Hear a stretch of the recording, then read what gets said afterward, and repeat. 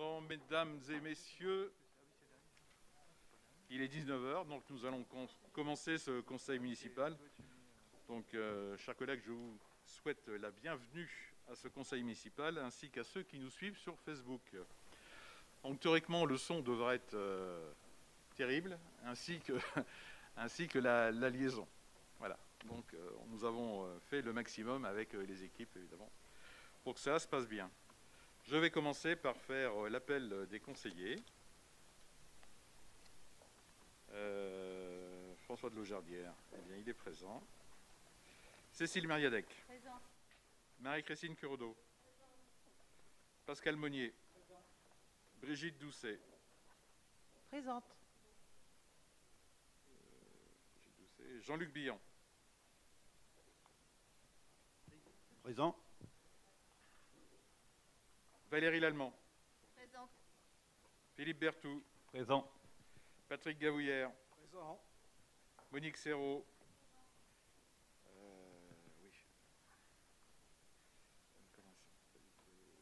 Virginie. Non, c'est pas. Non. Non. Jean-Luc Lécuyer. Présent.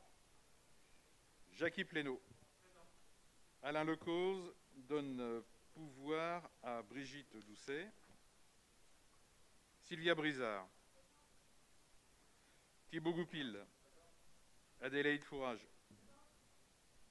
Thomas Lecam. Virginie Merlet donne pouvoir à Cécile Mériadec. Mathilde Kerfourne donne pouvoir à Thomas Lecam. Jean-Michel Moussu. Présent. Christian Dréan. Présent. Emmanuel Labarre. Sandrine Fallot a donné pouvoir à Mélodie Fournier. Très bien. Christelle Delerue.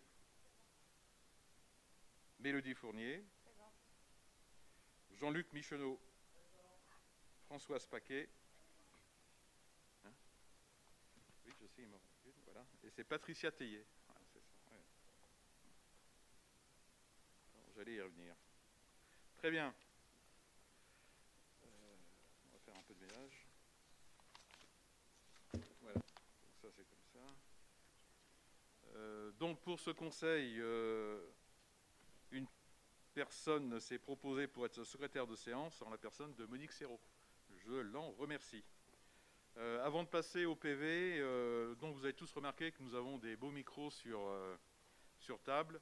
Alors le fonctionnement est simple, hein, vous avez un bouton rouge qui est sur le côté pour l'allumer. Et après vous avez un bouton on-off qui est devant vous. Donc ce que je vous propose, c'est qu'à chaque intervention, bien évidemment, vous avez comment vous ouvrez votre micro avec le bouton on-off. Et qu'à la fin de l'intervention, vous le coupiez, de façon qu'il n'y ait pas d'arsène, de résonance. Est-ce que c'est bon pour tout le monde, ça, le petit bouton rouge, le on-off? C'est bon? Monsieur le maire, j'aimerais proposer une minute de silence ce soir, en mémoire à mon collègue décédé, Éric Masson, brigadier de police, décédé cette semaine à Avignon. Ben, j'accepte, pas de problème.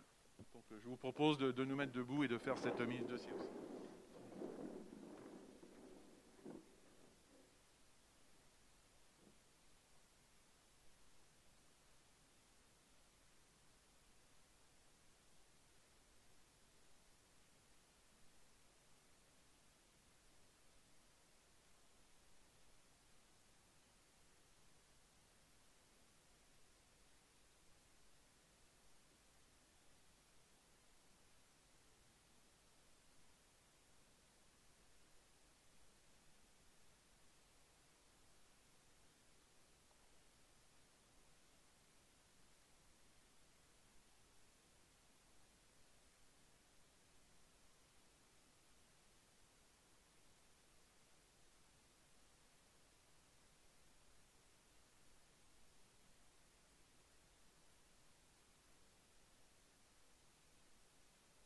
Très bien, je vous remercie.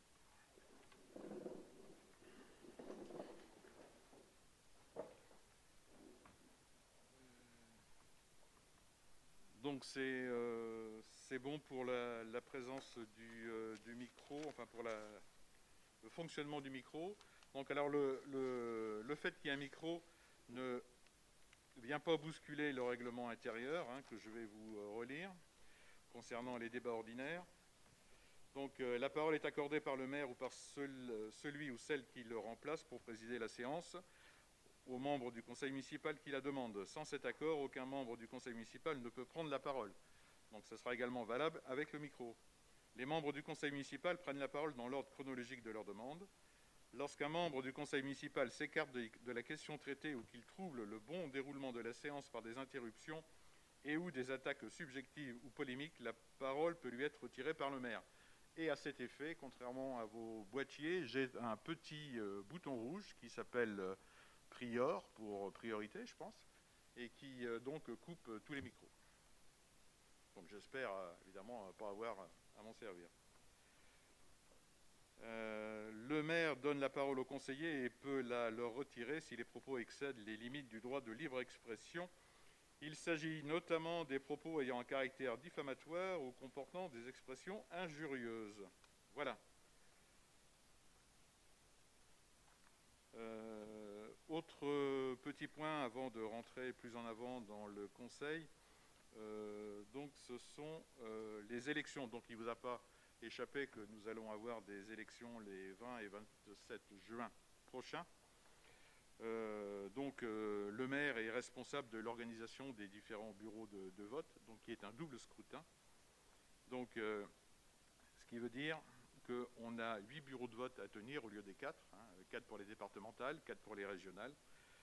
Donc c'est pour cette raison que la présence de tous les élus municipaux est obligatoire, y compris celles ou ceux qui se présentent. Donc ça c'est pour Madame Curodo qui se présente, mais donc qui tiendra, je lui ai demandé, qu'elle tienne un bureau de vote comme tout le monde.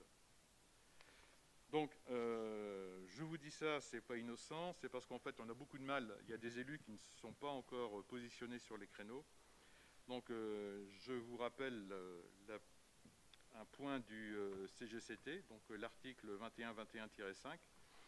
Il dispose que tout membre d'un conseil municipal qui, sans excuse valable, a refusé de remplir une des fonctions qui lui sont dévolues par les lois est déclaré démissionnaire par le tribunal administratif. Donc pour votre information, une excuse valable est uniquement d'ordre médical avec la fourniture d'un certificat médical à l'appui. Voilà ce que dit. Donc je vous encourage à contacter Madame Leborgne à l'accueil de la mairie pour vous positionner sur les créneaux manquants, en sachant qu'effectivement, donc, on demande de tenir 2 créneaux par dimanche. Voilà, sur ce point. Nous allons passer maintenant à l'approbation du procès-verbal de la séance précédente. Est-ce que vous avez des remarques sur ce procès-verbal ? Écoutez, s'il n'y a pas de remarques, donc je mets au vote. Qui est pour ce procès-verbal? Donc c'est unanimité. Hein, levez bien s'il y a 2 mains pour 2 pour. Voilà, très bien. Unanimité, je vous remercie. Une petite précision aussi, avant d'aller un peu plus loin, ça concerne mes propos concernant réagir. Donc j'avais énoncé certaines choses, mais il est vrai que je me suis trompé entre réagir et réemploi. Il est vrai qu'on peut quand même se tromper. Alors là, j'ai bien appris ma leçon. Donc il y a réagir ensemble, dont monsieur... non, il y a réagir ensemble. Il y a Retz agir, dont monsieur Michneau est le président.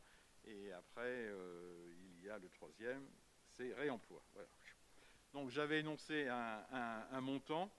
Et en fait, j'avais dit que Retz Agir avait travaillé, on avait facturé aux alentours de 15 000 € en 2020. C'était faux. On a donc facturé 1 715 €. Donc c'est ce que m'a envoyé M. Michneau. Donc voilà, c'est parfait.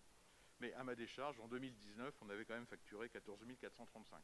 Donc j'étais pas loin des 15 000. Voilà. Mais je fais amende honorable et la vérité est rétablie. Voilà. Après, donc je vais vous faire l'appel de l'ordre du jour. Donc nous allons commencer par les comptes rendus des décisions prises par le maire, après un chapitre finances et ressources humaines, avec le guide de la procédure interne de la commande publique, l'adhésion à la Fondation du patrimoine, la charte fixant les modalités de mise en œuvre du télétravail, les déterminations des taux de promotion pour les avancements de grade, les modalités d'attribution de l'avantage en nature repas au personnel communal, les modifications du tableau d'effectifs. Après, nous aurons une séquence petite enfance, enfance, jeunesse, avec la modification du règlement intérieur des services périscolaires et extrascolaires applicable à partir du 1er septembre 2021.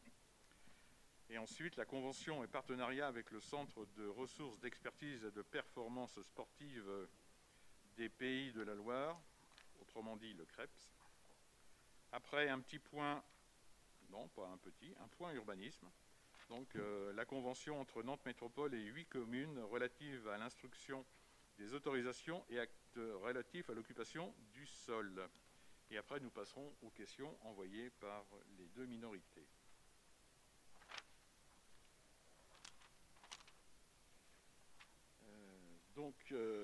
Écoutez, sans plus attendre, nous allons passer l'approbation, donc le compte-rendu des décisions prises par le maire par délégation du conseil municipal. Donc vous les avez reçus, vous les avez sûrement étudiés. Avez-vous des questions? Monsieur Michneau, je vous écoute.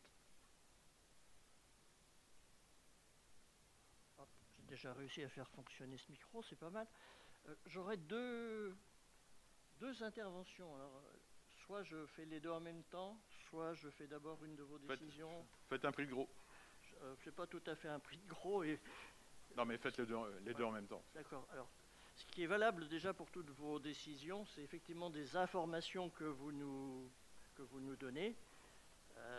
Et nous ne sommes pas informés en amont de la décision que vous allez prendre. Ça ne nous empêche pas d'avoir des commentaires. Donc les commentaires, c'est d'abord par la décision numéro 8, dans lequel vous sollicitez une assistance à maîtrise d'ouvrage pour le pôle sportif.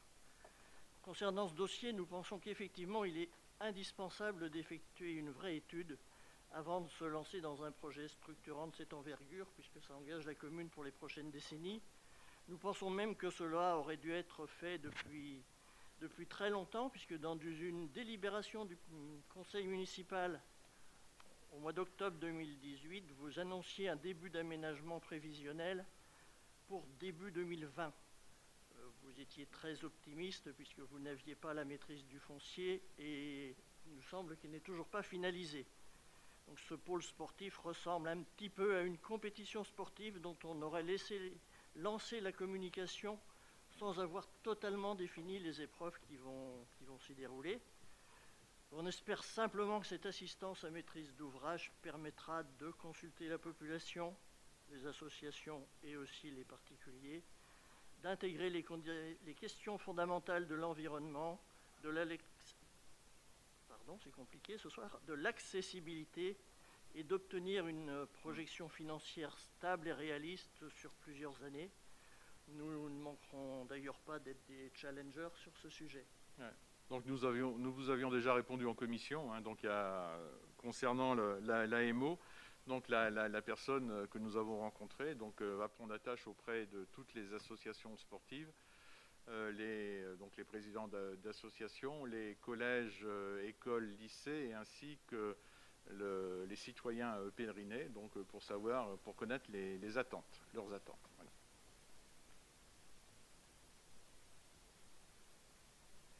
La deuxième observation concerne vos décisions numéro 10 et 11.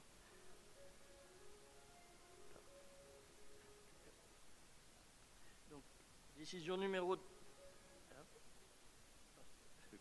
10 et 11 qui concerne la candidature de la commune au titre de l'appel à manifestation d'intérêt Cœur de Bourg. Donc effectivement, ce contrat Cœur de Bourg, Cœur de Ville vise à accompagner les projets de requalification urbaine pour les communes de moins de 15 000 habitants, donc le pèlerin est effectivement éligible. Nous soulignons quand même que c'est un dispositif mis en place par le département qui, à ce jour, est toujours une majorité de gauche. Et c'est effectivement un dispositif très utile pour les communes comme la nôtre. Nous constatons cependant que votre dossier s'est appuyé en grande partie sur les divers points que nous avions évoqués lors d'un précédent conseil et que nos amis d'AEP avaient partagé, et que l'argumentaire que vous avez développé va bien au-delà du simple périmètre d'études Jouardet, Grande Noël. Donc nous regrettons encore une fois que ce périmètre d'études soit trop restreint, et nous regrettons aussi, je l'avais évoqué aussi en commission, mais les pèlerinais ne sont pas aux commissions, nous regrettons aussi que vous n'ayez pas interrogé Laurent sur le soutien qu'elle aurait pu apporter à la commune autour de ce dossier. Ce sera tout. Très bien. Monsieur Labarre. Merci. Je souhaite intervenir sur la décision concernant l'AMO. Si vous voulez Oui, bien. allez-y. Comme vous le savez, ce dossier de création d'un pôle sportif nous intéresse particulièrement. Nous nous sommes exprimés plusieurs fois sur ce sujet au cours de ce mandat. Alors qu'une société a été choisie en tant qu'assistance à maîtrise d'ouvrage, nous souhaitons rappeler ici plusieurs engagements pris par cette majorité et la précédente afin que ce projet les intègre. Le 8 février, le Conseil a voté une modification de l'APCP numéro 2016-03, construction d'un pôle sportif, indiquant que les montants de réalisation pour 2022 et 2023 seraient respectivement de 900 000 et 965 163 euros. Merci. Il convient, comme l'adjoint aux finances y était engagé, à indiquer à l'AMO ces montants afin que le projet entre dans cette enveloppe budgétaire.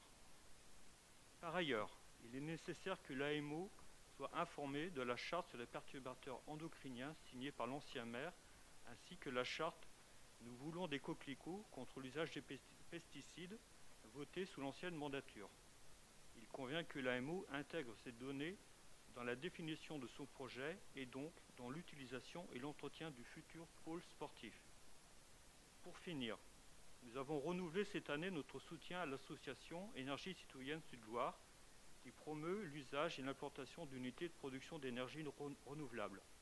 Il est donc nécessaire que l'AMO intègre ce paramètre dans ses réflexions pour les orientations et l'architecture des futurs bâtiments. Nous laissons aux conseillers en charge des équipements sportifs le soin de transmettre ces engagements. Il est indispensable que, contrairement au pôle culturel et à la rénovation de l'école de l'Ermitage, ce projet de pôle sportif tienne compte réellement de la problématique écologique. Par ailleurs, nous réitérons ici notre proposition de participer à ces réflexions compte tenu du travail en cours sur les subventions, mais aussi du travail réalisé par un conseiller d'AEP sur les sols sportifs. Très bien. Bah, écoutez, on a pris note. Donc, voilà. On reviendra vers vous. Mais sachez que concernant les perturbateurs endocriniens et puis nous voulons des coquelicots, on en a déjà parlé à la première réunion. Donc on leur a dit, on a un espace boisé classé, donc on a averti également l'AMO qu'il ne fallait pas toucher à ça. Donc voilà, donc on a pris toutes nos précautions pour que cette personne ait tous les éléments. Un petit point quand même concernant donc Adine Riom et puis l'Ermitage. L'Ermitage, on a fait alors de l'écologie. Alors évidemment, c'est de la petite écologie, hein, c'est pas de l'écologie qui se voit. Non, mais on l'a fait quand même. On a gratté du goudron, on a mis de la terre, on a fait plein de choses. À Dinrium, on a fait de la récupération d'eau. Enfin, je veux dire, voilà, c'est de la petite écologie, je suis d'accord, mais c'est de l'écologie tout de même. Voilà. Très bien. Est-ce que vous avez d'autres questions, d'autres précisions à apporter? Oui, Monsieur Dréan. Oui. Concernant la facture du 5 mars 21, ST 21003, pour du câblage Ethernet à l'école des Asphodèles, je voudrais savoir si le nombre de prises qui a été prévu est suffisamment large ou si c'est juste ce qu'il fallait qui a été posé. Alors, personnellement, je suis précision technique. Personnellement, je suis incapable de vous répondre. Jean-Luc? Jean-Luc, tu as peut-être des infos là-dessus ou pas? Ou on prend note et puis on vous enverra un mail pour vous répondre. Mais là, donc c'est en fait c'est le nombre de prises que vous désirez connaître. Ouais, enfin, si ça a été assez large, parce qu'en Oui, d'accord. Ouais, ouais. la difficulté, c'est d'en rajouter. Quand on en veut une supplémentaire, on Ok. se prenne des coups. Bon. Personnellement, je ne pourrais pas vous répondre ce soir, directement le nombre de prises, mais le DST a suivi cette affaire et je pense qu'il s'est référé aux demandes du directeur de l'école. Et on vous donnera le nombre de prises. Ouais. Pas de problème. Autre question? Interrogation?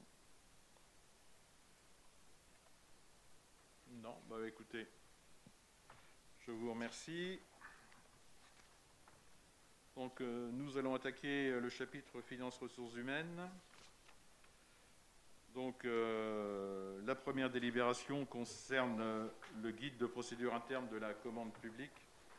Donc en commission, la commission a donné un avis favorable à l'unanimité. Donc je laisse Pascal Monnier la présenter. Merci. Donc, les règles de la commande publique n'imposent des procédures formalisées qu'au marché d'un montant supérieur de 214 000 € pour les marchés de fournitures et services et de 5 350 000 € pour les marchés de travaux. En dessous de ces seuils, l'acheteur public, donc en l'occurrence la commune, est libre d'organiser sa procédure, bien évidemment toujours dans le respect des principes fondamentaux de la commande publique, à savoir égalité de traitement, liberté d'accès et transparence des procédures. En préambule de ce guide, il est rappelé la volonté de la ville d'intégrer les critères sociaux et environnementaux dès la préparation du marché et autant que possible au-delà de la démarche incitative demandée pour l'instant par le Code de la commande publique. Ce guide rappelle ensuite le cadre réglementaire des marchés publics, définit les différents acteurs et leur rôle dans le processus d'achat public et précise, notamment au travers de ses annexes, les différentes modalités de mise en œuvre des procédures adaptées des marchés publics de la ville. Un tableau synthétise, et c'est ce tableau qui vous est projeté, un tableau synthétise par seuil et par nature de marché les formalités et modalités de mise en concurrence, la publicité, les délais, le signataire et les documents de l'instruction à conserver.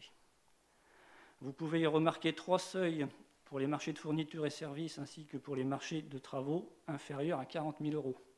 3 seuils, donc de 0 à 5 000 €, de 5 000 € à 25 000 € et de 25 000 à 40 000 €. Les marchés de maîtrise d'œuvre de moins de 40 000 € disposent d'une réglementation spécifique. C'est pour ça qu'il y a un seuil particulier pour ces marchés. À partir de 25 000 €, tous les marchés font l'objet d'une décision du maire, donc un acte qui est transmis au contrôle de légalité et dont il doit rendre compte au conseil municipal.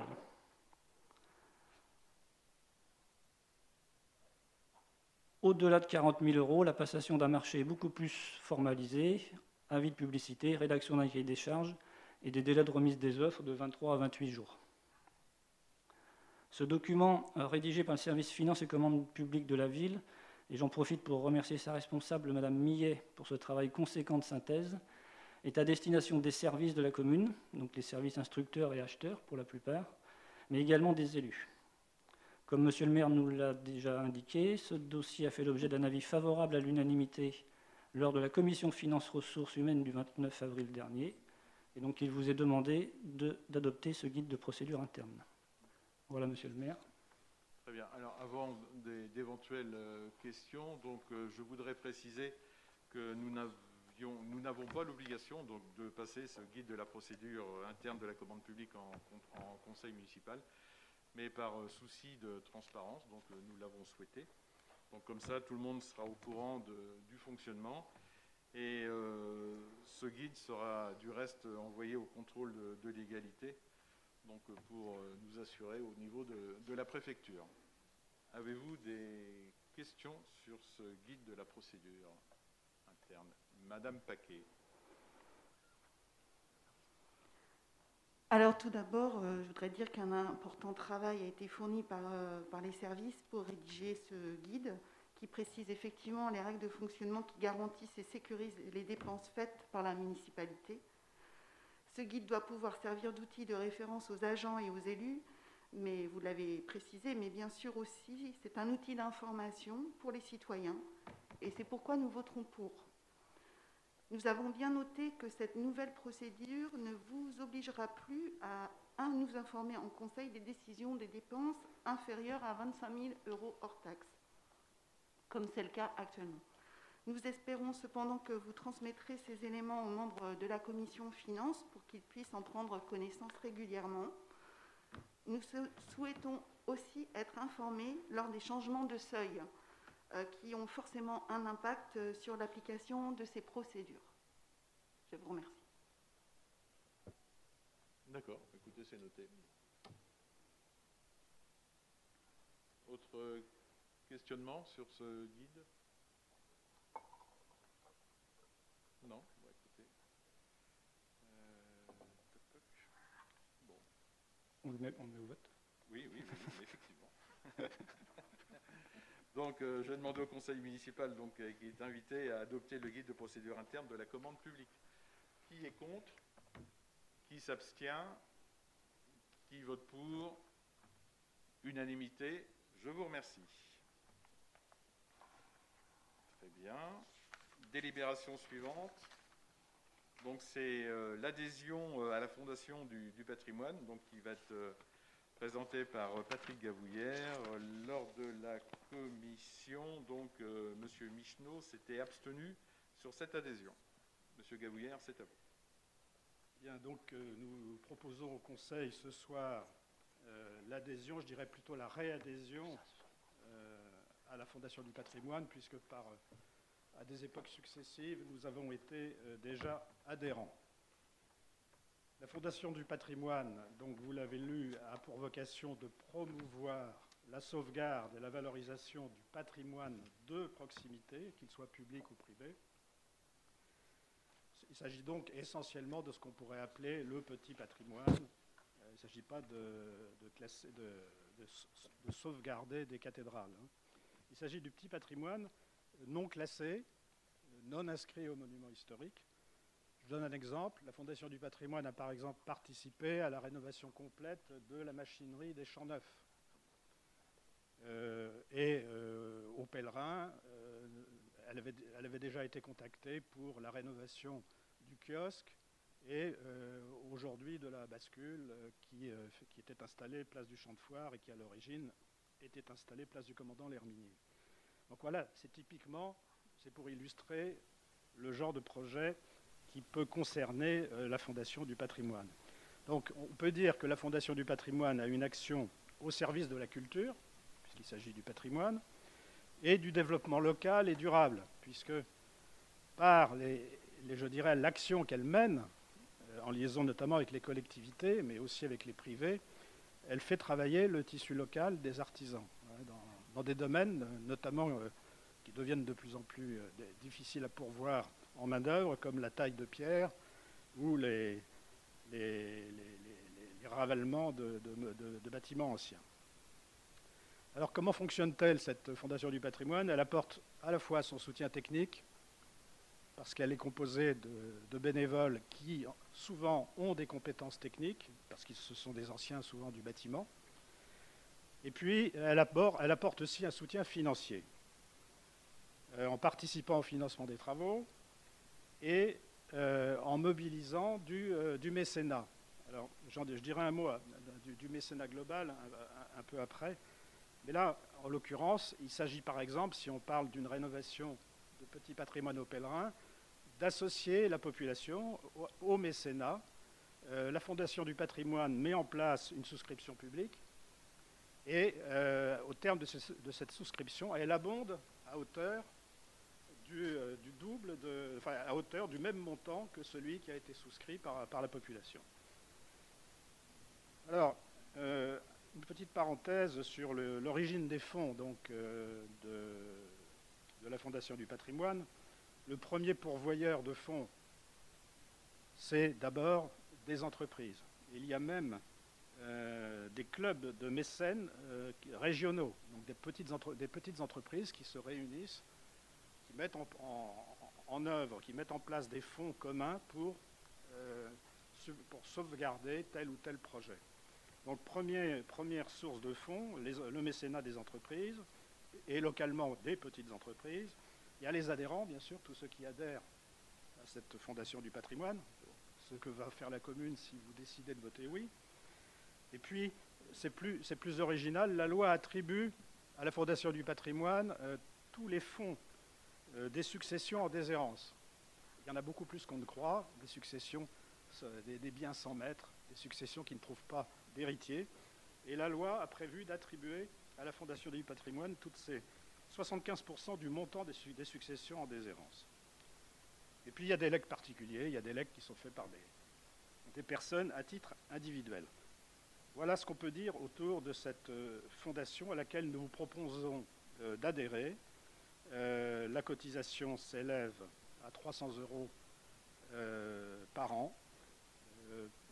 Et c'est une cotisation qui est calculée en fonction de la tranche de population à laquelle appartient la commune. Donc la commission finance a donné un avis favorable et nous attendons vos commentaires si vous en avez.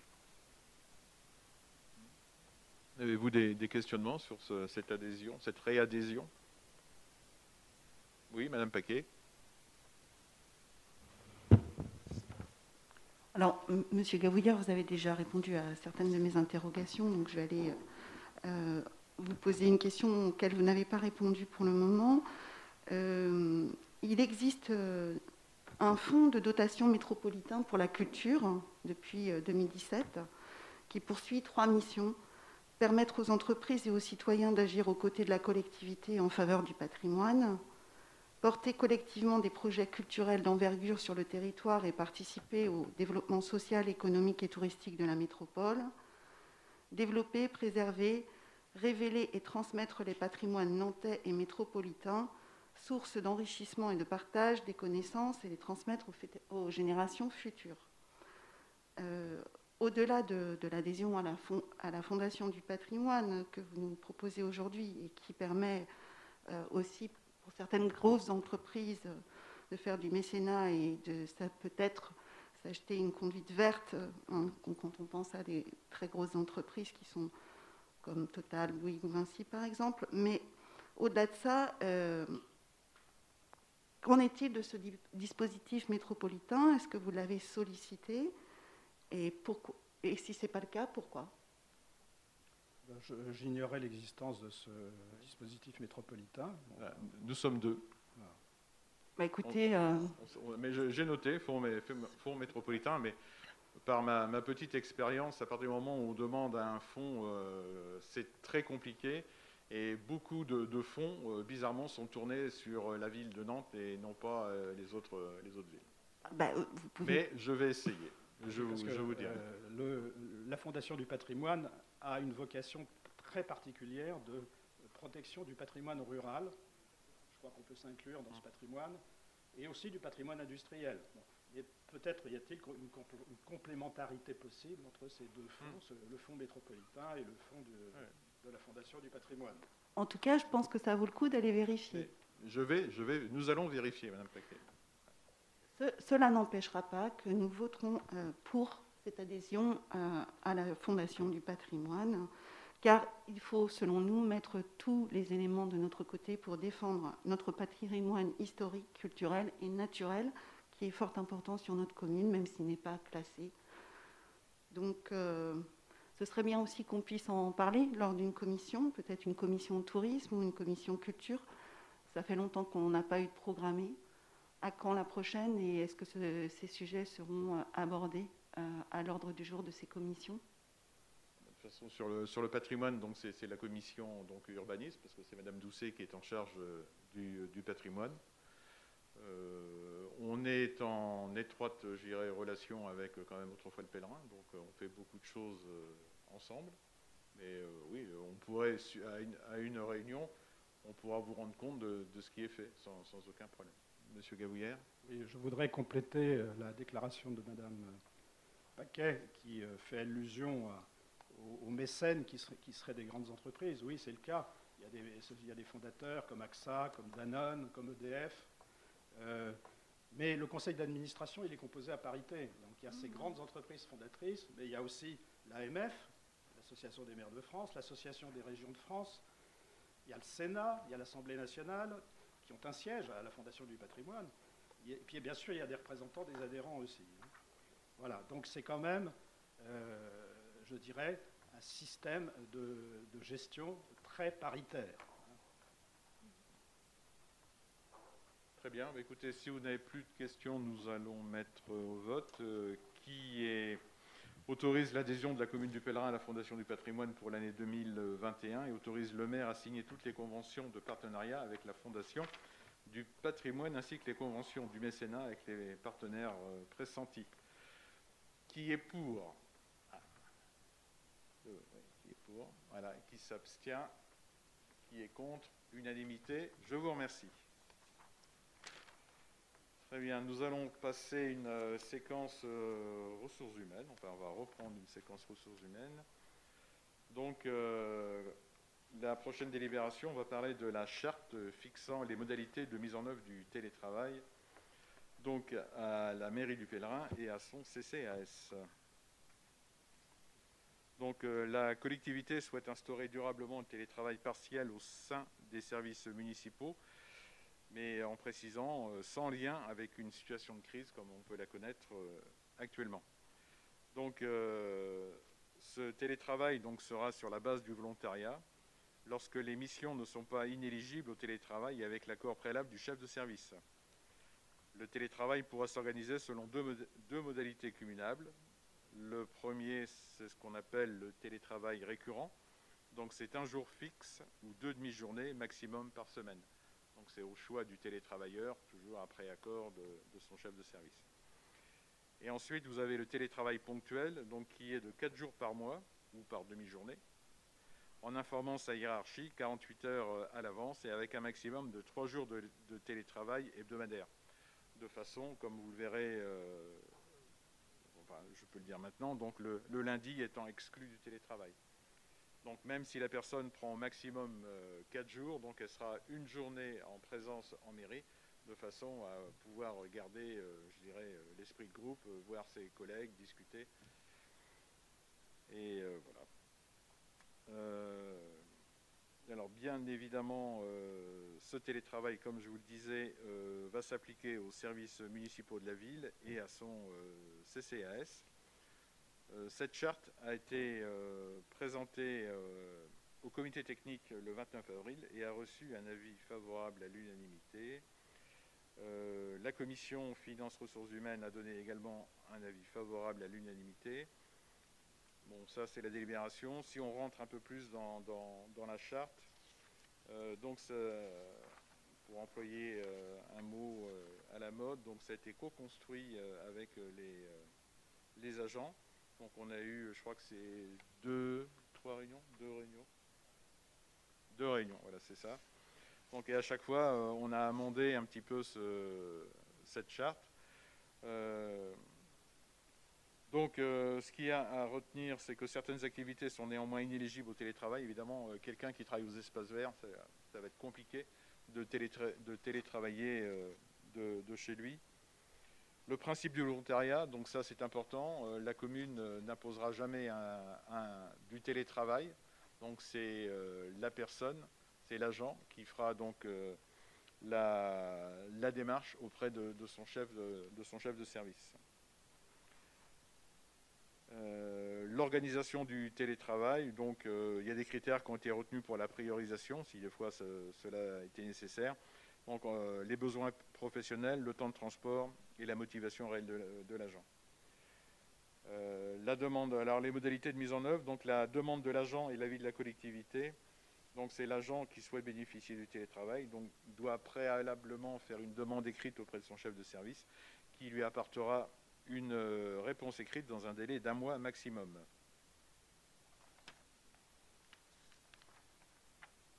Ensuite, bon, alors les cas deux cas de refus du télétravail peuvent se présenter. Le refus de la demande initiale de l'agent.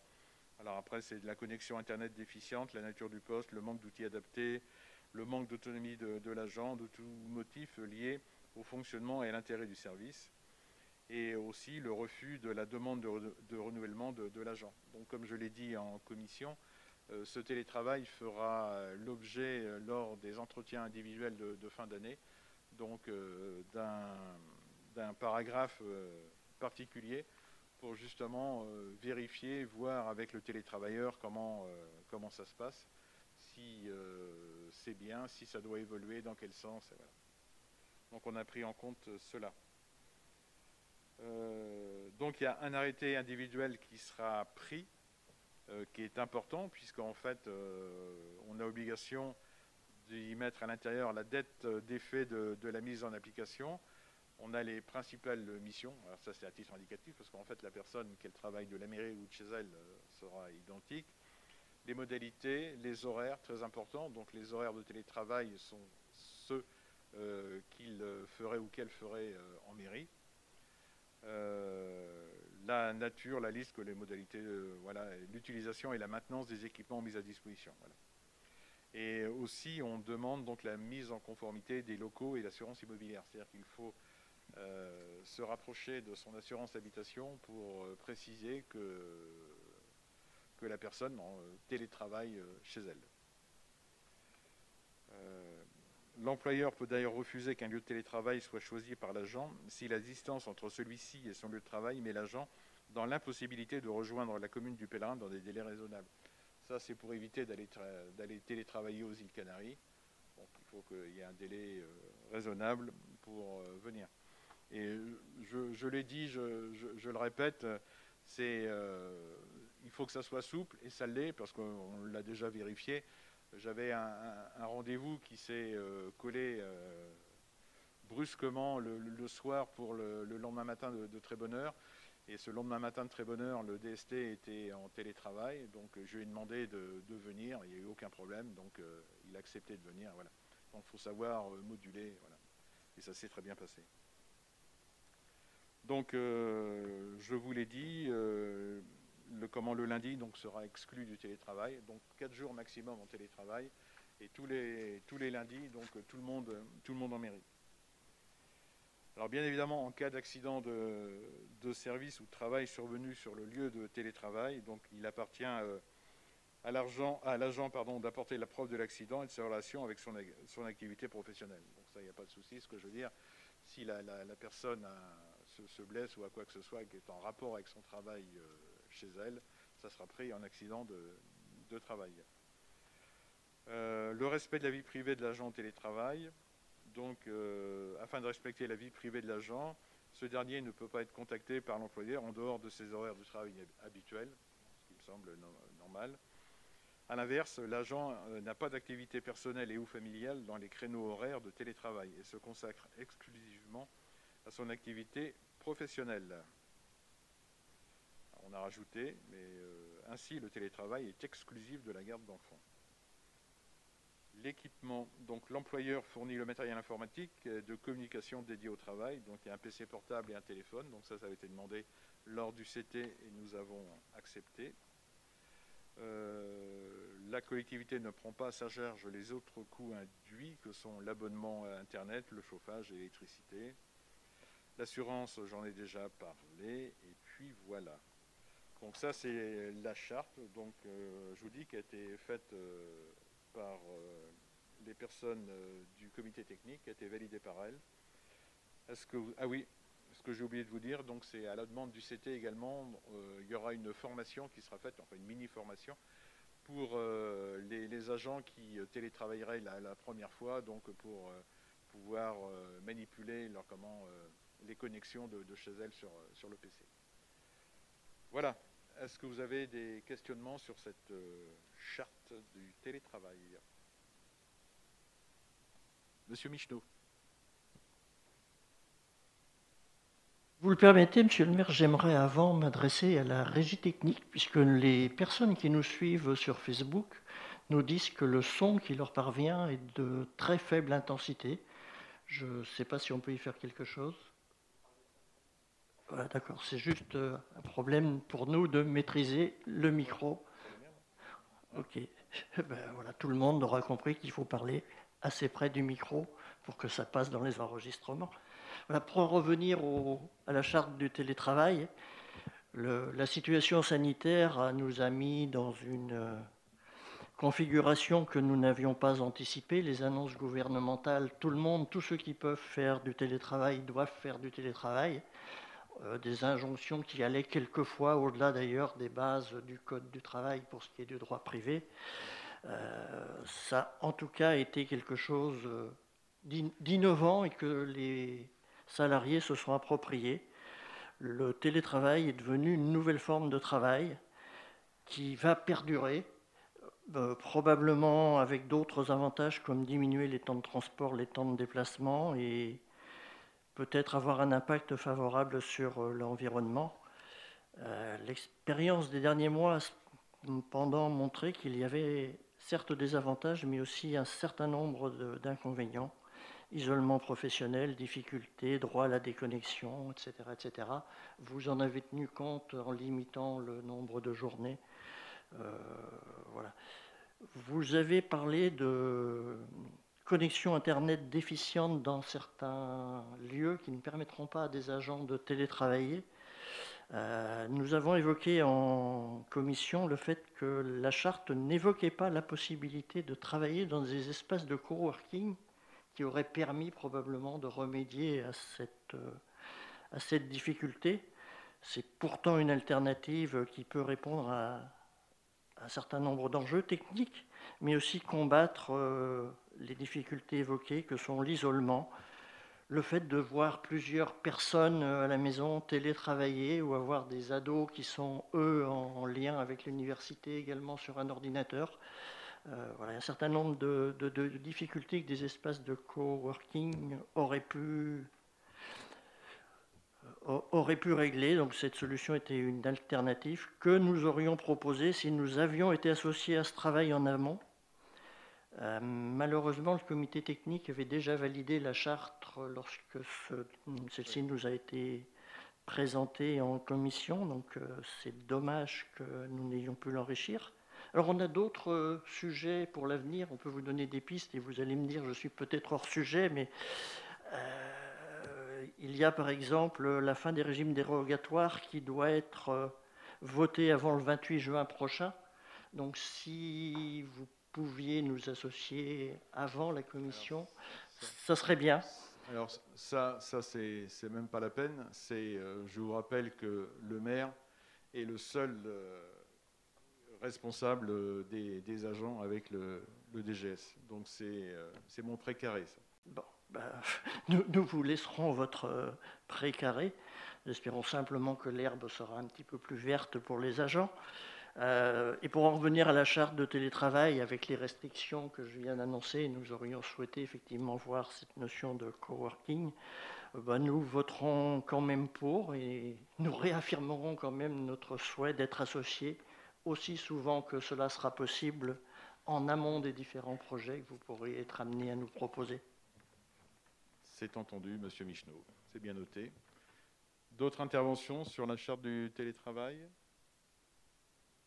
Si plus d'interventions, donc on va mettre au vote. Donc le conseil municipal est invité à adopter la charte fixant les modalités de mise en œuvre du télétravail au sein des services de la ville et du CCAS du Pèlerin. Qui est contre ? Qui s'abstient ? Qui est pour ? Unanimité, je vous remercie. Délibération suivante. Donc la détermination des taux de promotion pour les avancements de grade. Donc, si on me bricole mon truc. Donc le comité technique a donné un avis favorable à l'unanimité, ainsi que la commission Finances Ressources Humaines. Je laisse Pascal Monnier présenter cette délibération. Merci. Donc ce n'est pas la détermination des taux, ce sera la détermination d'un taux, puisqu'il y aura un taux unique pour la commune. Les règles statutaires de la fonction publique disposent que pour tout avancement de grade, le nombre maximal de fonctionnaires pouvant être promus à l'avancement est déterminé par un taux appliqué à l'effectif des fonctionnaires remplissant les conditions de l'avancement. Ce taux est fixé par l'Assemblée délibérante et la loi ne prévoit pas de ratio plancher ou plafond. Ce ratio correspond donc au nombre maximum de fonctionnaires susceptibles d'être promus. Ce ratio est fixé pour chaque grade, à l'exception de ceux relevant du cadre d'emploi des agents de la police municipale, des attachés hors classe et ingénieurs hors classe. En 2018, lors de l'intégration de la nouvelle architecture des cadres d'emploi de la catégorie C, le conseil municipal du Pèlerin avait fixé un taux de 50% pour les effectifs de la commune. Ce taux reste contraignant et limitatif pour les possibilités d'avancement de grade. C'est pourquoi il est proposé de fixer un taux de 100% pour l'ensemble des grades figurant au tableau des effectifs. Le comité technique a effectivement donné un avis favorable le 29 avril 2021, ainsi que la commission finances et ressources humaines du même jour. Voilà. Donc le conseil municipal est invité à fixer un taux unique pour l'ensemble des grades concernés et figurant au tableau des effectifs, à adopter un taux de 100% et à inscrire au budget les crédits correspondants. Très bien. Est-ce que vous avez des questions sur cette délibération? En fait, c'est une avancée. Plutôt que d'avoir à choisir, écoutez, là, on ne choisit pas. C'est tout le monde, techniquement, peut faire la demande. Donc, s'il n'y a pas de questions, nous allons mettre au vote. Donc, le conseil municipal est invité à fixer un taux unique pour l'ensemble des grades d'avancement figurant au tableau des effectifs, adopter un taux de 100%, inscrire au budget les crédits correspondants, autoriser monsieur le maire ou l'adjoint à signer tout document nécessaire à l'exécution de la présente délibération. Qui est contre? Qui s'abstient? Qui est pour? Unanimité. Je vous remercie. Délibération suivante. Donc là, ça concerne les modalités d'attribution de l'avantage en nature des repas au personnel communal. Donc, je vais commencer par vous lire la définition des avantages en nature. Donc, les avantages en nature sont définis comme des biens ou des services fournis ou mis à disposition de l'agent par l'employeur, soit gratuitement, soit moyennant une participation inférieure à leur valeur réelle, ce qui permet à l'intéressé de faire l'économie de tout ou partie des frais qu'il aurait dû supporter à titre privé. Il constitue en tant que tel des éléments de rémunération qui sont inclus dans l'assiette des cotisations à la charge des employeurs et des agents et doivent donner lieu à des cotisations. Les avantages en nature sont intégrés dans le revenu imposable. Leur valeur doit être réintroduite dans le bulletin, sur le bulletin de salaire. Pour la commune du Pèlerin, donc, compte tenu des missions qui leur sont confiées et des contraintes en résultant, la collectivité peut servir des repas à certains personnels par l'intermédiaire de la cuisine centrale. Les services ou secteurs concernés par ce dispositif sont le restaurant scolaire, donc cuisine centrale et cuisine satellite. Donc là, nous avons les agents de restauration. Le secteur enfance, les agents d'animation accompagnant les enfants lors du déjeuner. Le secteur scolaire, les ATSEM accompagnant les enfants lors du déjeuner. En ce qui concerne les autres personnels, donc les repas fournis doivent être valorisés sur leur bulletin de salaire comme avantage en nature et de ce fait intégrés dans les bases de cotisation et imposables. Il est à relever, il est à préciser que les repas remboursés aux agents dans le cadre des formations ou déplacements professionnels hors de la résidence administrative ne constituent pas un avantage en nature. Voilà, de façon rapide, expliquer cette délibération. Est-ce que vous avez des interrogations? Madame Paquet. Juste, est-ce que vous pouvez nous dire combien d'agents sont concernés par cette délibération? Je l'avais. 10, 12 ouais. Bon, une vingtaine. Je vous dis, ça reprend donc les restaurants scolaires, le secteur enfance et puis les ATSEM. Donc, voilà.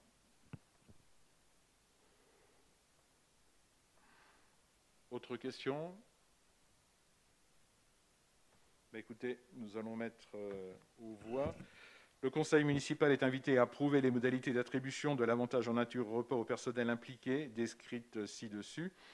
Préciser que le montant de référence pour le calcul de cet avantage en nature évolue conformément au montant annuel défini par l'URSSAF. Autoriser monsieur le maire ou l'adjoint à signer tout document nécessaire à l'exécution de la présente délibération. Qui est contre? Trop vite. Qui s'abstient? Qui est pour? Je vous remercie. Et enfin, La modification du tableau des effectifs. Donc, la commission Finances Ressources Humaines a donné un avis favorable à l'unanimité. En fait, donc, c'est pour les besoins du service aménagement urbain et espace public. Il est proposé de créer 7 postes. Donc, il y a un poste d'agent administratif. Enfin, je ne vais pas tous vous les lire. Il y a un poste de catégorie C, 3 postes de catégorie B et 3 postes de catégorie A. Donc, comme M. Gavouillet avait plaisir de vous le répéter, donc on ouvre les postes et après, une fois qu'on a recruté, on va fermer les postes qui ne sont pas concernés. Donc, c'est pour ça que ça fait... voilà. Est-ce que vous avez des questions sur cette modification du tableau des effectifs? Oui, Monsieur Michneau.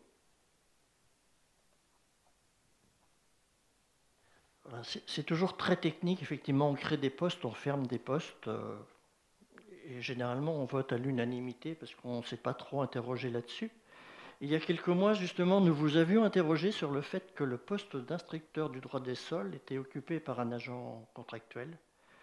Et nous vous avions demandé s'il était prévu soit de recruter un titulaire à la fin du contrat, soit d'envisager une procédure et un concours pour pouvoir titulariser cet agent. Vous nous aviez dit que l'agent en poste serait là pour longtemps car il était très compétent. Sa compétence n'est effectivement pas mise en doute. Il se trouve que lui souhaite partir et que vous ne vous y êtes pas opposé. La question qu'on peut se poser par rapport à ça, c'est de savoir si le poste est bien dimensionné aux besoins de la commune et pourquoi, si on se projette à plus long terme et dans la perspective de la nouvelle convention avec Nantes Métropole relative à l'instruction des autorisations et relative à l'occupation des sols, dont on parlera tout à l'heure, est-ce qu'il ne serait pas envisageable de transférer la totalité de la mission instruction des sols à Nantes Métropole? Ce n'est pas encore tout à fait le moment de se poser cette question. La convention va être mise en place en 2022 ou 2023. Oui. Donc il est effectivement nécessaire qu'un instructeur, pour l'instant, effectue ses missions. Donc nous voterons pour, mais nous nous interrogeons quand même sur cette opportunité. Bon. Là, je vais laisser Patrick Gavouillet répondre.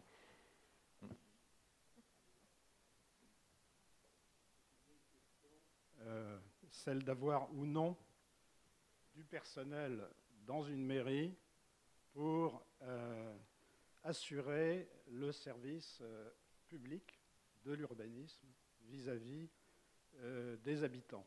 Alors, la question s'était posée il y a 5 ou 6 ans et nous avions tranché en faveur d'une instruction des dossiers de permis de construire individuels sur place à la mairie du Pèlerin. Et pourquoi?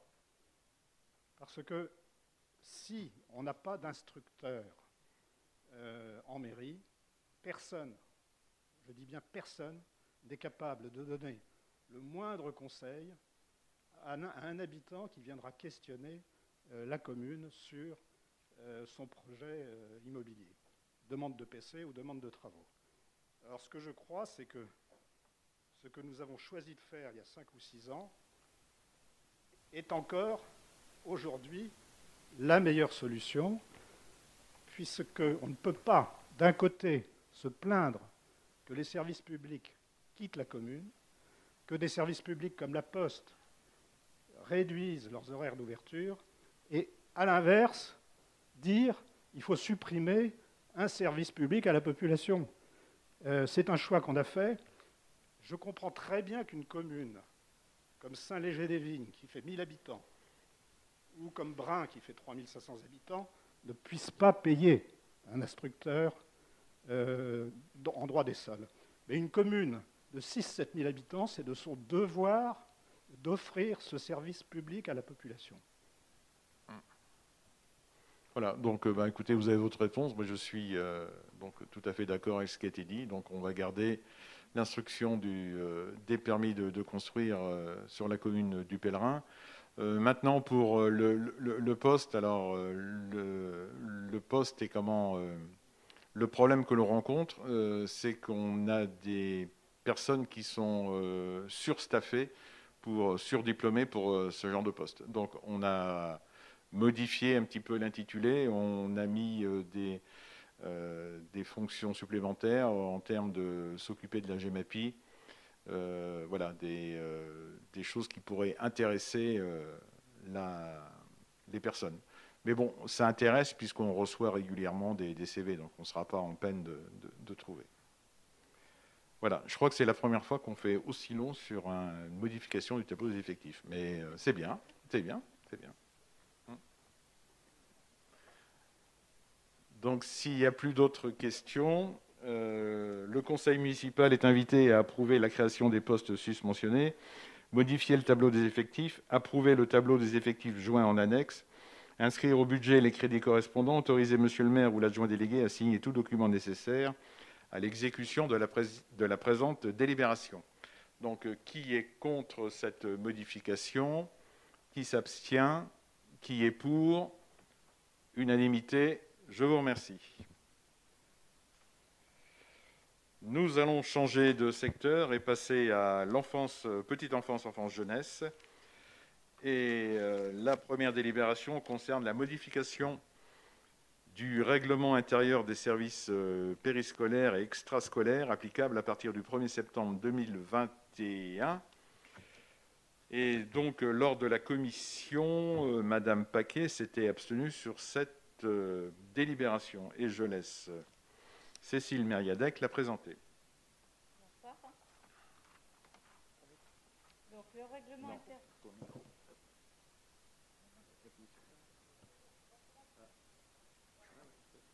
Merci. Le règlement intérieur des services périscolaires extrascolaires vont être modifiés à partir du 1er septembre. On ne peut pas attendre le PEDT puisque le PEDT est présenté au 31 août et qu'on doit envoyer ce règlement dans les jours qui viennent aux familles pour qu'ils puissent se positionner. Alors, outre le visuel, 3 points essentiels à retenir. Le premier point, c'est la dérogation pour les rythmes scolaires qui est prolongée. La commune est donc autorisée à maintenir la semaine de 4 jours pour les 3 prochaines années. Second point, nous souhaitons élargir les temps méridiens sur l'ensemble des 3 écoles à une durée identique, 1h45. La crise sanitaire nous a obligés à séparer les services, à multiplier les services en 3 pour pouvoir espacer les enfants, respecter les distanciations. Et on s'est rendu compte, les agents, les instituteurs, les parents, que les enfants mangeaient mieux, étaient plus au calme, plus sereins, que les repas se passaient mieux. Donc on s'est dit qu'une bonne idée n'étant jamais de trop, nous allions poursuivre. Donc en accord avec l'éducation nationale, parce qu'il a fallu d'abord demander à l'éducation nationale. Ensuite, les 3 conseils d'école ont voté. Et puis nous avons demandé à la métropole, parce que ça impacte sur les transports scolaires, donc il fallait que ça soit possible pour la métropole. Tout le monde est d'accord. Donc les horaires des 3 écoles vont être modifiés. À Aimé-Césaire, je vous donne juste les modifications, je ne vais pas vous refaire tous les horaires de la journée.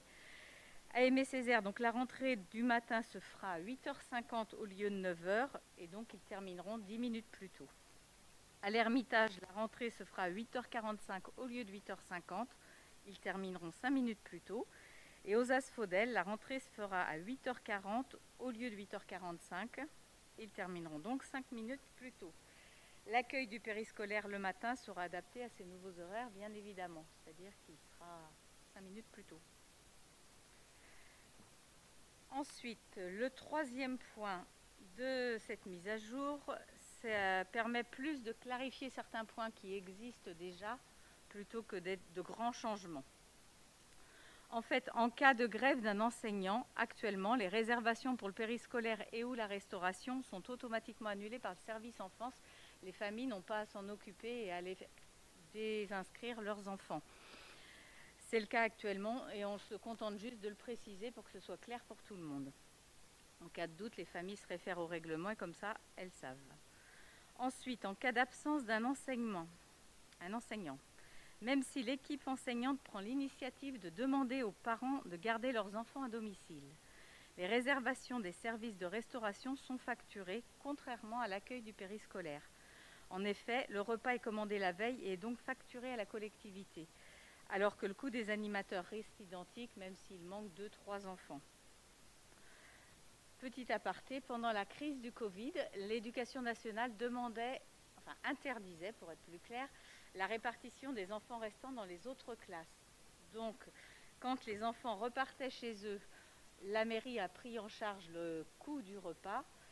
Et actuellement, on a une procédure où on a un animateur d'astreinte quand les familles sont prévenues au dernier moment, celles qui ne peuvent pas repartir avec leurs enfants, le temps de trouver une solution. Ce n'est pas un enseignant de remplacement, c'est juste le temps de trouver une solution pour la famille. Il y a un animateur qui vient dans les différentes écoles pour garder les 2-3 enfants qui n'ont pas pu repartir avec leurs parents. Ça, c'était une petite aparté pour actuellement. Troisième point, donc à l'intérieur de ce troisième point, en cas d'annulation pour maladie de l'accueil de loisirs des mercredis.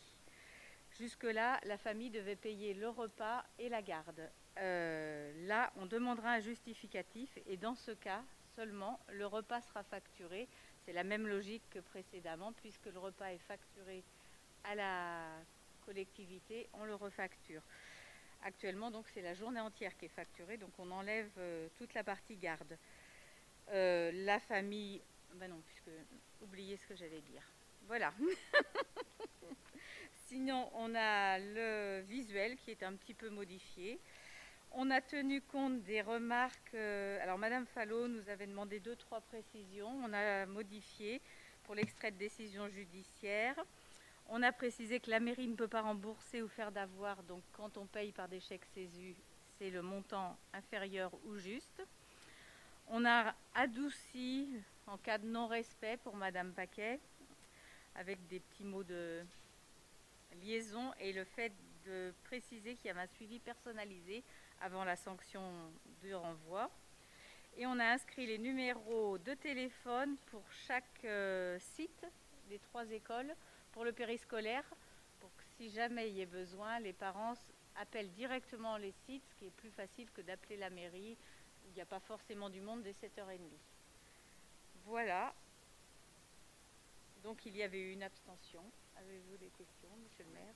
Alors, non, moi j'ai pas de questions. J'ai une petite précision. C'est une petite précision. C'est une petite phrase qui a été oubliée mais qui est importante. C'est qui dit le règlement doit obligatoirement être signé par les usagers. Donc, ça veut dire que les parents sont donc bien au courant de tout ça. Est-ce que vous avez des questionnements sur ce qui a été dit, sur cette délibération? Je sens que Mme Paquet va lever la main. Un coup à droite, un coup à gauche, et puis après on lève la main. Oui. Alors, un règlement intérieur fixe les règles de fonctionnement d'une structure ou d'un service. Monsieur le maire sait nous le rappeler, comme tout à l'heure, lorsqu'il s'agit du règlement intérieur de ce conseil municipal.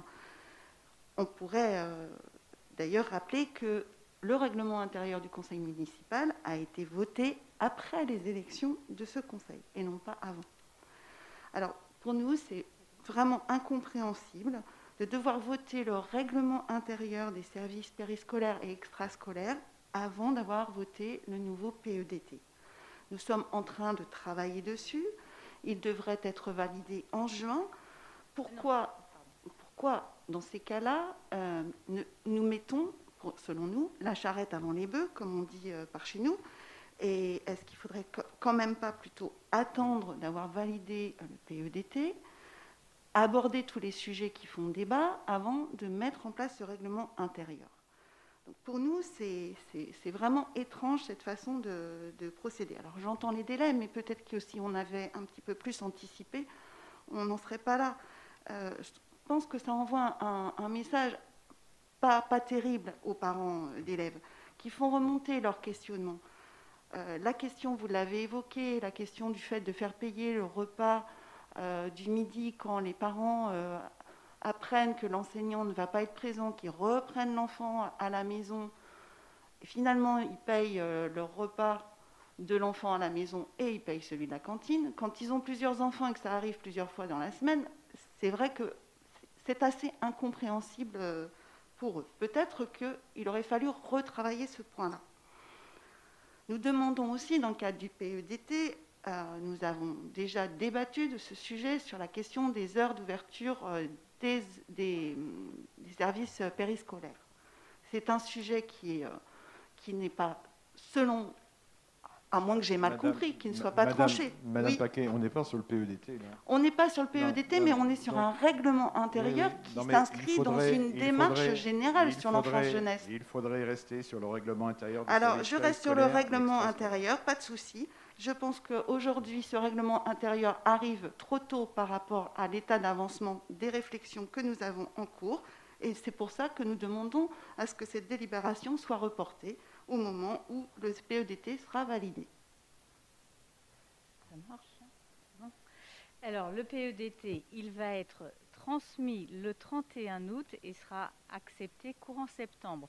Vous comprenez bien que pour envoyer un règlement aux familles courant mai, on ne peut pas faire les choses l'une après l'autre. Ce n'est pas possible. Techniquement, ce n'est pas possible. Ensuite, ce règlement, je l'ai expliqué. Là, on a fait de petites modifications plutôt en faveur des familles, puisque de toute façon, le prix du repas qui était payé, c'était déjà le cas. C'est juste. Et alors, tout ce qui est pour les horaires, pour les tarifs, pour tout ce que vous citez, on a dit que le règlement n'était pas gravé dans le marbre et qu'on pouvait le revoir à tout moment quand nos réflexions seraient avancées. Je ne vois pas en quoi ça nous empêche de voter ce règlement ce soir.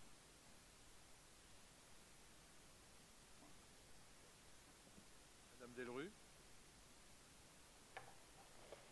Je vais se faire parler assez fort.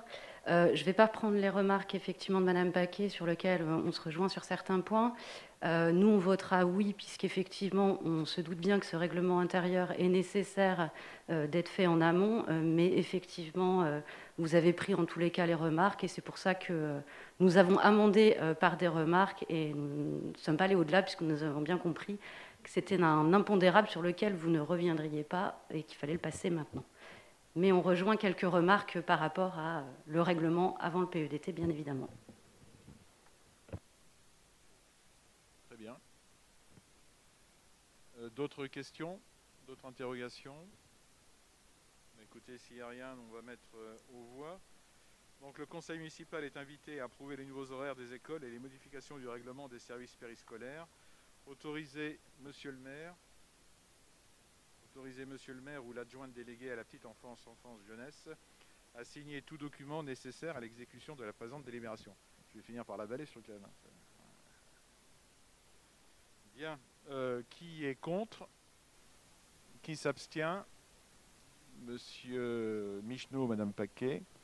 Qui est pour? Le reste. Merci bien. Délibération suivante. Donc, ça concerne la convention de partenariat avec le Centre des ressources d'expertise et de performance sportive des Pays de la Loire. Donc, c'est un acronyme terrible, mais tout le monde connaît ça sous le nom de CREPS. C'est une délibération qui a été présentée en commission et qui a reçu l'unanimité. Je laisse Madame Mériadec continuer. C'est bon, non ? CREPS Pays de Loire a été lauréat en 2020 de l'Agence nationale du sport sur l'aspect aisance aquatique, c'est-à-dire qu'ils ont eu dans ce cadre la possibilité d'organiser une semaine de formation du 21 au 25 juin 2021. Cette formation comprend une partie théorique et une partie pratique. Pour être validée, la partie pratique doit être adossée à une classe bleue. Le CREPS travaille déjà avec Nantes Natation, qui est l'association qui vient travailler sur le pèlerin pour le bassin.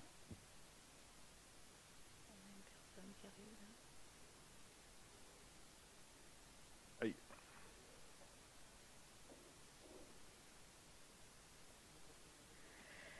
La partie pratique dont doit être accolée à la mise en place d'une classe bleue, le CREPS, qui est déjà partenaire, je vous l'ai déjà dit, a demandé à Nantes Natation avec qui il pouvait travailler. Le concours de la ville du Pèlerin à travers l'organisation et la mise en place des classes bleues a donc été requis. Concrètement, les stagiaires du CREPS suivront la partie pratique avec l'équipe de Nantes Natation autour du bassin et la partie théorique dans une salle que la mairie du Pèlerin mettra à leur disposition avec les formateurs du CREPS. Cette formation est accessible aux maîtres nageurs sauveteurs en formation initiale et en formation continue. La formation est ouverte à 20 participants au maximum. Ceux-ci seront divisés en groupes pour ne pas être tous autour du bassin en même temps et créer un effet de masse autour des enfants qui pourrait être anxiogène. D'ailleurs, la session a été programmée fin juin pour que les enfants aient eu le temps de s'acclimater à leur nouvelle activité aquatique. En pratique, chaque groupe d'étudiants aura un créneau le matin et un créneau l'après-midi. La convention n'a pas à être revue par l'Éducation nationale puisque le CREPS est repassé sous leur juridiction. Et la convention du CREPS et de Nantes Natation existe déjà. Donc il faut juste approuver ceci par une convention entre le CREPS et la municipalité du Pèlerin. Voilà. Est-ce que vous avez des questions? Monsieur Michneau, allez-y.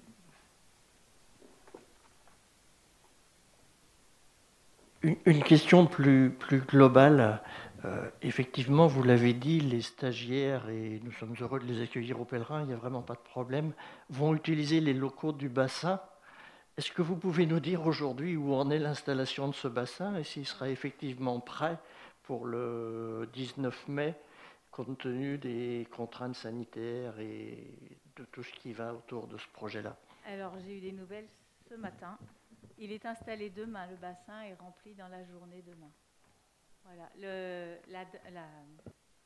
L'assise en sable a été refaite pour que ce soit bien stable la semaine dernière et le pisciniste vient demain l'installer. Il sera rempli dans l'après-midi. Voilà. Je crois qu'il y avait des questions sur le financement. Peut-être... Non, c'était Madame Fallot qui avait demandé à voilà. voir. C'est Je lui répondrai en commission. le total. Voilà. Oui, je lui répondrai en commission. D'autres questions sur cette convention? Écoutez, nous allons mettre aux voix.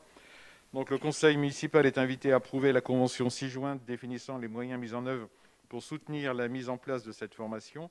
Autoriser monsieur le maire ou l'adjoint délégué à la petite enfance, enfance et jeunesse à signer ladite convention, les avenants et tout document nécessaire à l'exécution de la présente délibération. Qui est contre? Qui s'abstient? Qui est pour? Unanimité. Merci. Bien, nous allons changer de chapitre et passer à l'urbanisme. Donc une délibération concernant la convention entre Nantes Métropole et 8 communes relatives à l'instruction des autorisations et actes relatifs à l'occupation du sol, avenant numéro 1. Je laisse Brigitte Doucet continuer. Alors, pour rappel, en 2015, un service commun a été créé entre Nantes Métropole et les 8 plus petites communes, dont le Pèlerin. Or, cette convention arrive à échéance le 30 juin 2021. Il s'agit aujourd'hui de la prolonger dans l'attente de la mise en place d'un nouveau dispositif qu'a évoqué M. Michneau tout à l'heure. Donc, en effet, premièrement, dans le cadre du nouveau pacte métropolitain, un nouveau schéma de coopération et de mutualisation va être étudié et l'instruction des autorisations du droit des sols fera partie des champs à investiguer.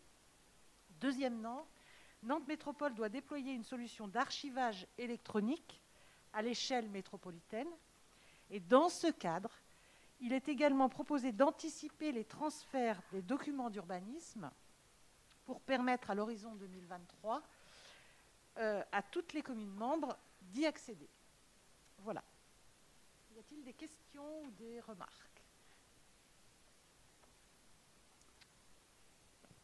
Pas de questions, pas de remarques. Bah, écoutez, nous allons passer directement au vote.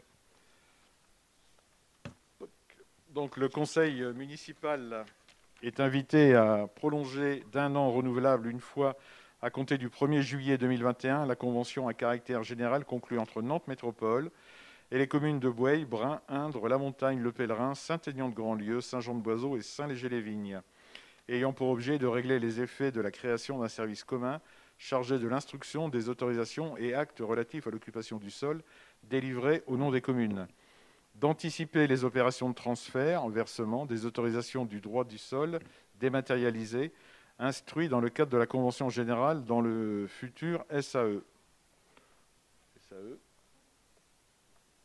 Solution d'archivage électronique. Voilà, formidable. Autoriser Monsieur le maire ou l'adjointe déléguée à prendre toutes les mesures nécessaires à l'exécution de la présente délibération et notamment à signer l'avenant. Qui est contre? Qui s'abstient? Qui vote pour? Unanimité. Je vous remercie. Donc nous sommes arrivés au terme du conseil municipal sur les délibérations. Nous allons maintenant passer aux questions posées par les deux minorités. Alors, il y a donc deux questions pour Nouvel Élan, voilà, c'est ça, et 3 questions pour AEP. Donc je propose de commencer par AEP, comme ça on va... Voilà. Ouais, bon, oui, mais enfin, comme ça fait 3-2, comme ça c'est plus logique. Enfin. C'est pas marqué dans le règlement intérieur qu'on doit alterner, si, c'est marqué? Non, mais c'est pas grave. Alors, ouais, je vous dirais qu'allez, n'importe qui commence, allez-y. Ah, on va pas perdre 5 minutes. Alors du coup, on y va. Merci, Monsieur Michneau. Voilà, une initiative heureuse. N'est-ce pas? C'est pas la première que je prends qui est heureuse dans ce conseil. Et sûrement pas la dernière, je vous assure. Voilà. Donc notre première question. Dès la première vague de l'épidémie Covid-19, la municipalité précédente a initié, et vous avez repris à votre compte, un certain nombre de mesures pour soutenir les commerçants, artisans, travailleurs indépendants de la commune. Alors, le bilan de ces actions mériterait probablement un débat en conseil municipal pour une réelle transparence vis-à-vis de la population. En attendant, pouvez-vous nous donner des informations précises, notamment sur le nombre de commerçants qui ont été bénéficiaires de l'opération chèque solidarité, sur le montant perçu par ceux-ci, d'une part, et sur les missions et le montant des travaux qui ont été confiés aux artisans locaux, d'autre part? Très bien, je crois que c'est Valérie Lallemand qui va vous répondre, et puis peut-être Paul pour compléter. Donc pour répondre à votre question, nous vous proposerons un bilan, donc entre autres sur les actions initiées pendant le premier confinement, lors de la commission vie économique qui se tiendra avant le prochain conseil municipal. Aussi, une communication est déjà prévue dans le prochain journal municipal sur le sujet des chèques solidarité. Les chèques solidarité, en quelques mots, donc 27 commerçants en ont bénéficié, 4 742 chèques ont été utilisés sur les 9 mois de l'opération, ce qui correspond à 35 765 € dépensés sur les 75 000 € distribués. Les 39 235 € restants vont être restitués à la mairie et leur utilisation débattue à la commission vie économique. Enfin, sur le sujet des travaux confiés aux artisans, d'une part, peu d'artisans se sont manifestés.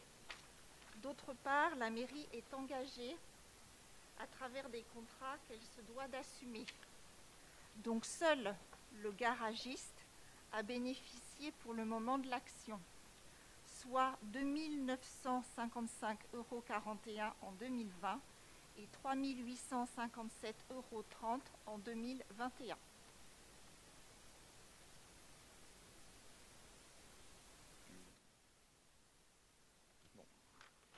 Très bien. Bon, pour répondre, donc dans le règlement intérieur, donc il n'est pas précisé l'alternance. Hein, l'alternance, elle est faite lorsqu'on pose des questions et on ne revient pas en arrière. Voilà.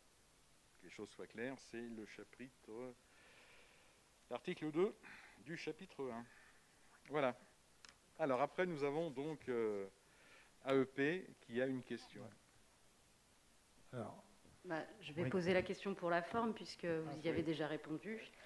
Pouvez-vous faire à l'ensemble des pèlerinés un bilan circonstancié de l'opération chèque solidarité, mais vous venez d'apporter des éléments. Très bien. Nous repassons à Nouvel Élan.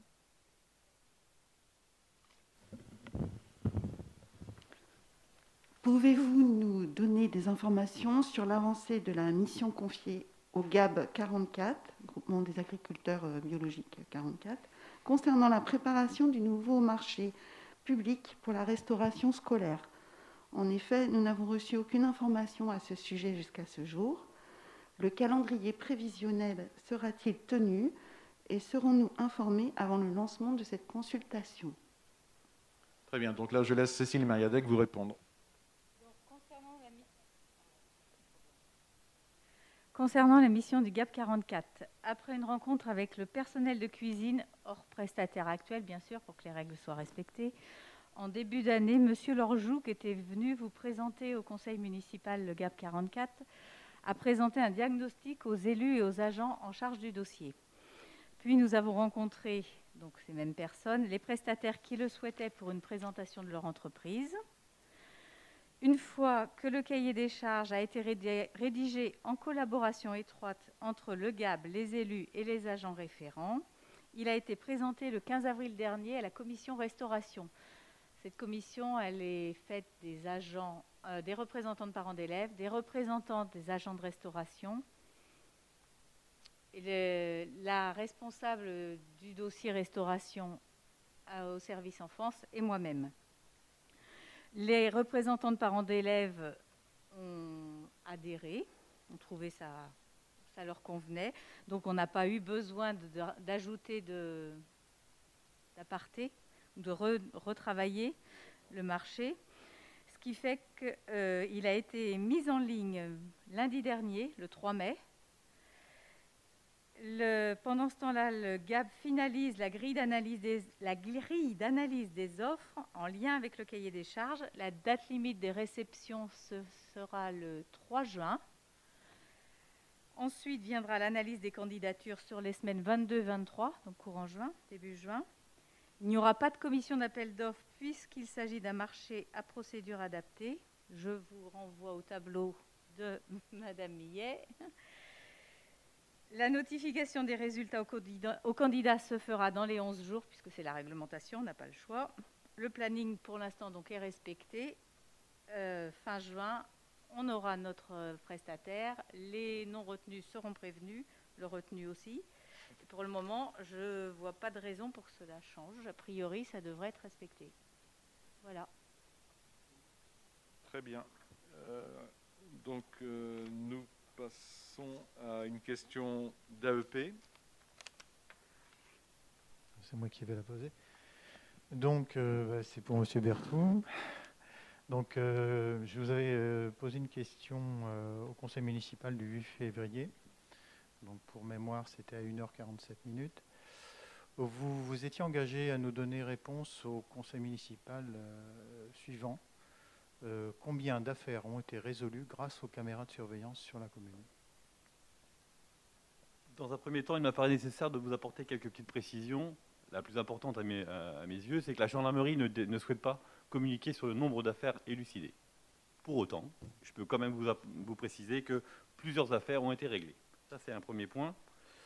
Un second point important également, c'est que sur l'exercice 2020, sur l'année écoulée, la gendarmerie a recensé, a été intervenue à 190 reprises pour des crimes ou des délits sur la commune du Pèlerin. Sur ces 190, 130 étaient en relation avec des atteintes aux biens, dont 35 cambriolages. C'est pour poser un petit peu le débat aussi. Les caméras, c'est comme dans une caisse à outils, il y a des outils, et les caméras sont un outil pour l'enquêteur. C'est un outil qui permet à la fois de relever une plaque d'immatriculation, d'identifier un auteur potentiel. Donc c'est des outils précieux pour les enquêteurs, pour l'aide à l'enquête. Mais c'est également un outil dissuasif. On peut faire de la prévention avec ça.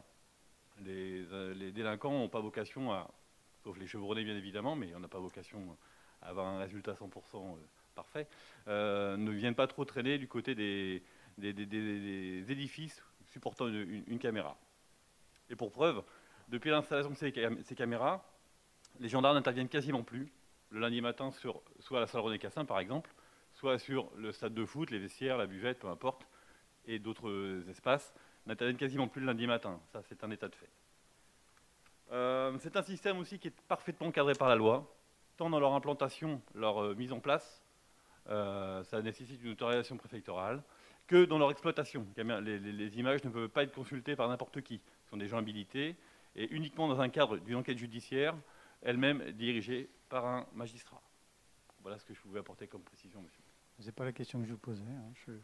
La réponse je demandais simplement des la réponse a été donnée tout de suite. C'est tout. Hein. C'est façon d'évaluer. Mais vous savez aussi bien que moi que quand il y a des caméras à un endroit, eh bien, les gens partent de l'endroit où il y a des caméras, ils vont faire leur larcin. Mais la question que vous posez, monsieur Moussi, n'est pas forcément la bonne non plus. S'il n'y avait pas de caméra, il n'y aurait pas de limite non plus. Du tout. Non, mais c'est terminé, monsieur Moussu. Vous avez une question, vous avez une réponse. Et dans la première partie de la réponse qu'a fait monsieur Berthoud, on vous a indiqué que la gendarmerie ne souhaitait pas communiquer là-dessus. C'est dommage. Après, vous avez une troisième question. AEP. C'est toujours moi qui vais la poser. Donc pareil, lors de la commission urbanisme du 11 mars 21, excusez-moi, Madame Doucet, je posais la question. Vous vous étiez engagé à réouvrir les passages permettant de traverser le square Pierre-Chanson après le vote au conseil municipal du déclassement de 2 parcelles de ce square. Pour quelles raisons ne sont-ils toujours pas accessibles? D'ailleurs, vous les aviez réitéré la chose lors du conseil municipal du 8 février. Je précise, c'était à 3 heures de ce conseil. Vous avez renouvelé cette affirmation donc, en disant que cela demanderait plus ou moins 15 jours. Voilà. C'est vrai que l'actualité vient de télescoper un petit peu ma question, qui n'était pas en rapport avec ce qui s'est passé dans la presse, enfin ce que j'ai lu dans la presse, là, puisqu'il y a des personnes qui ont arraché les barrières. Mais c'était simplement une question pour savoir, au moins pour le bien-être de nos concitoyens, s'ils pouvaient un jour ou l'autre retraverser ce square. Merci. À votre dernière question, c'est oui. Et en fait, on attend la décision du juge qui va intervenir le 18 mai prochain. Donc voilà. On est en statu quo jusqu'à la décision du juge. Voilà. Permettre, monsieur le maire, ou pas? Non, non. D'accord. Gentil histoire. Bien, écoutez, on arrive au terme des questions. Donc, on arrive également au terme de ce conseil municipal qui a été rapide, mais voilà, et néanmoins constructif. Donc, écoutez, je vous remercie de votre participation et je vous souhaite une bonne soirée.